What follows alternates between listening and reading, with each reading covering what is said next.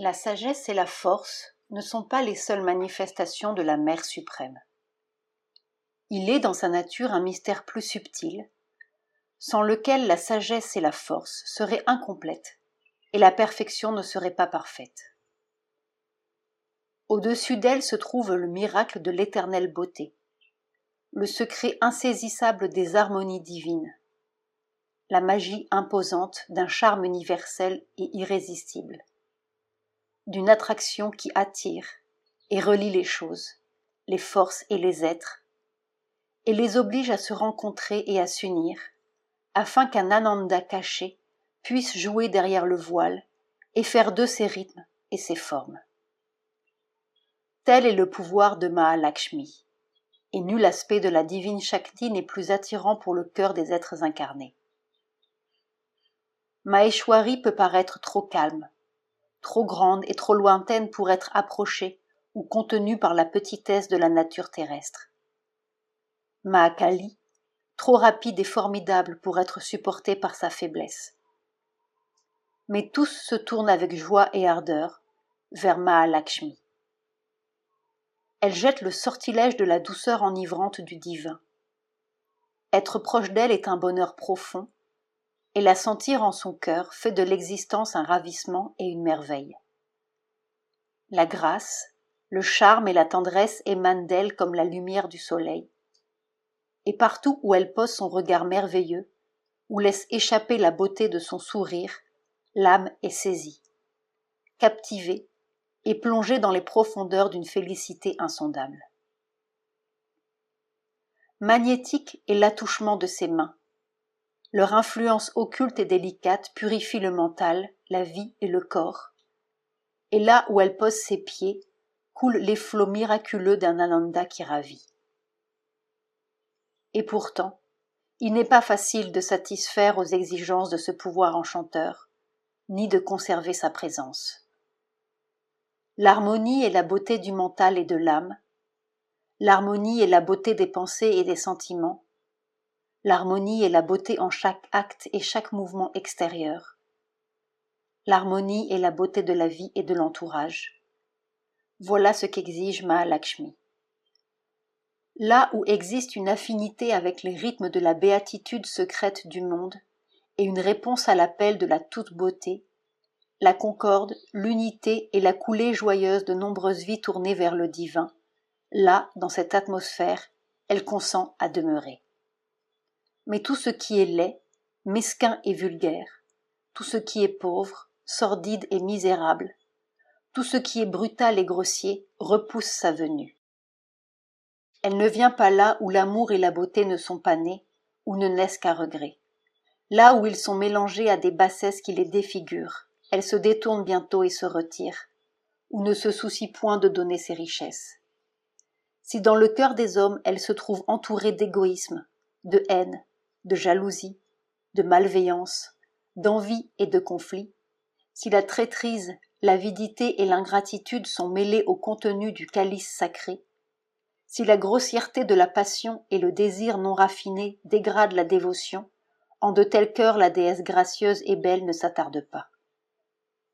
Un dégoût divin la saisit et elle se retire, car elle n'est point de celles qui insistent ou font effort. Ou bien, voilant sa face, elle attend que l'expulsion et la disparition de cette amère substance diabolique empoisonnée lui permettent d'établir de nouveau son heureuse influence. Le dénuement et la sévérité ascétique ne lui sont pas agréables, non plus que l'étouffement des émotions profondes du cœur, ni la répression rigide des éléments de beauté de l'âme et de la vie.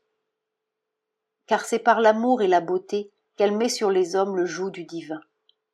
Dans ses créations suprêmes, la vie est changée en une opulente œuvre d'art céleste, et toute existence est un poème de délices sacrées. Les richesses du monde sont rassemblées et accordées à un ordre suprême, et même les choses les plus simples et les plus ordinaires deviennent merveilleuses par son intuition de l'unité et par le souffle de son esprit. Reçue dans le cœur, elle élève la sagesse au fait de l'émerveillement et lui révèle les secrets mystiques de l'extase qui surpassent toute connaissance. Elle répond à la dévotion par l'ardent attrait du divin, enseignent à l'énergie et à la force le rythme qui garde harmonieuse et mesurée la puissance de leurs actes et projette sur la perfection le charme qui la fait durer à jamais. Chapitre 6, partie 4. La mère de Sri Aurobindo. Lecture de mère. La sagesse et la force ne sont pas les seules manifestations de la Mère suprême. Il y a dans sa nature un mystère plus subtil, sans lequel la sagesse et la force seraient incomplètes et la perfection ne serait pas parfaite. Au-dessus d'elle est le miracle de l'éternelle beauté, secret insaisissable des harmonies, la magie imposante d'un charme irrésistible et universel, d'une attraction qui attire et lie les choses, les forces et les êtres, et les oblige à se rencontrer et à s'unir, afin qu'un Ananda caché puisse jouer de derrière le voile et faire d'eux ses rythmes et ses formes.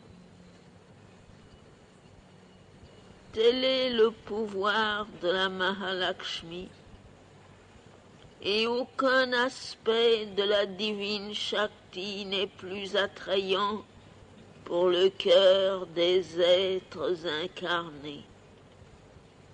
Maheshwari peut paraître trop calme, trop grande et trop distante à approcher ou à contenir pour la petitesse de la nature terrestre.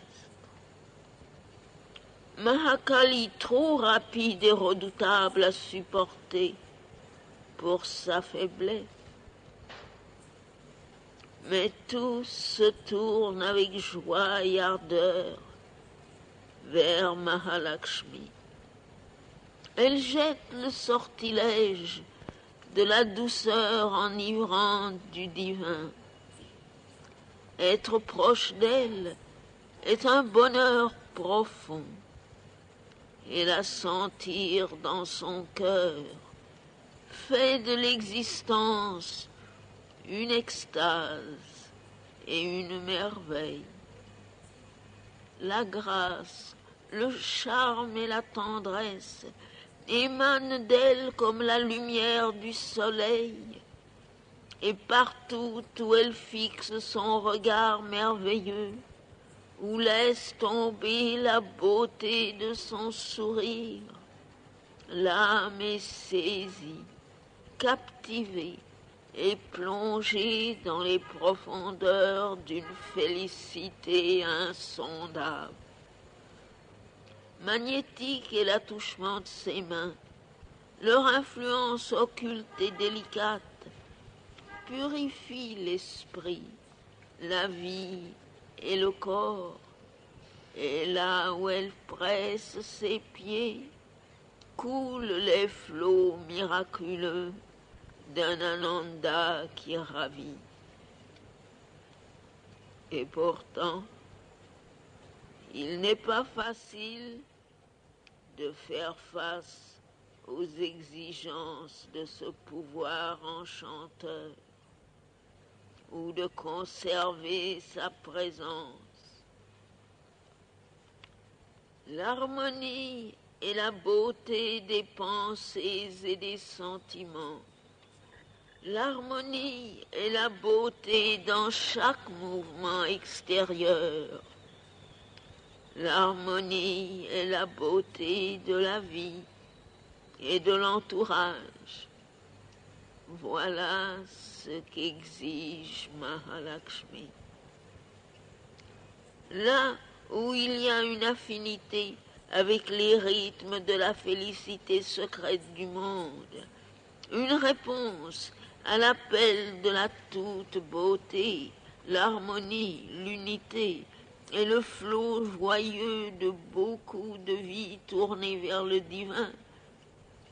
Dans cette atmosphère, elle consent à demeurer.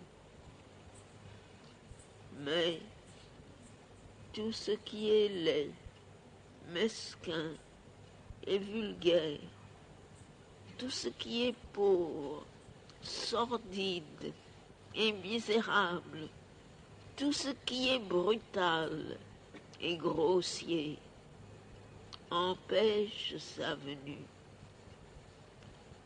Elle ne vient pas là où l'amour et la beauté ne sont pas nés, où ne naissent qu'à regret. Là où ils sont mélangés à des choses plus basses qui les défigurent. Elle se détourne bientôt pour se retirer, ou ne se soucie point de donner ses richesses. Si dans le cœur des hommes, elle se trouve entourée d'égoïsme, de haine, de jalousie, de malveillance, d'envie et de conflit, si la traîtrise, l'avidité et l'ingratitude sont mêlées au contenu du calice sacré, si la grossièreté de la passion et le désir impur dégradent la dévotion, dans de tels cœurs, la déesse gracieuse et magnifique ne s'attarde pas. Un dégoût divin la saisit et elle se retire, car elle n'est pas de ceux qui insistent ou font effort, ou bien, voilant sa face, elle attend que le rejet et la disparition de cet amer poison diabolique lui permettent d'établir à nouveau son heureuse influence. Le dénuement et la sévérité ascétique ne lui sont pas agréables, non plus que la suppression des émotions les plus profondes du cœur, et que la répression rigide des éléments de beauté de l'âme et de la vie. Car c'est par l'amour et la beauté qu'elle place sur les hommes le joug du divin.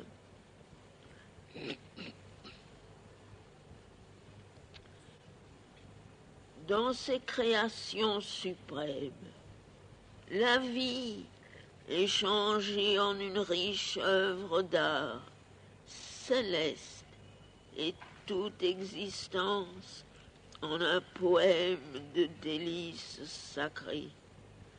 Les richesses du monde sont assemblées et accordées pour un ordre suprême, et même les choses les plus simples et les plus ordinaires deviennent merveilleuses par son intuition de l'unité et le souffle de son esprit. Admise dans le cœur, elle élève la sagesse au fait de l'émerveillement. Elle lui révèle les secrets mystiques de l'extase qui surpassent toute connaissance. Elle répond à la dévotion par l'ardent attrait du divin, enseigne à l'énergie et à la force le rythme qui garde harmonieuse et mesurée la puissance de leurs actes, et elle projette sur la perfection le charme qui le fait durer à jamais.